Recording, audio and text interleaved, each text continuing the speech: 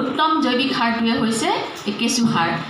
তো কি কি উপকাৰ আছে তাৰ বিষয়ে আমি গুৰুত্ব দিব লাগিব বা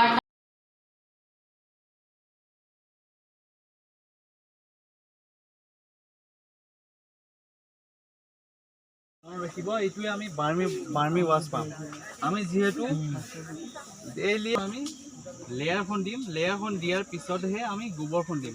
সদায় মনত ৰাখিব গোবৰৰ মাত্ৰা বেছি হ'ব লাগিব যেতিয়ালৈকে এইটো ফিল হৈ নাযায়, ইয়াত সমান হৈ নাযায়। ঠিক আছে, তাৰ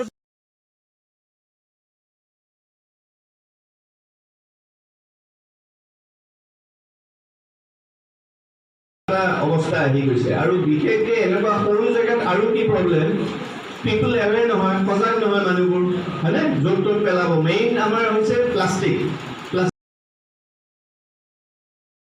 আমাৰ পেলনীয়া হেৰি থাকে, মেটেকা পেলাই দিয়ে ন, কাটি কাটি জমা কৰি থৈ দিয়ে, সেই মেটেকাৰ পৰা বনাইছো এইটো।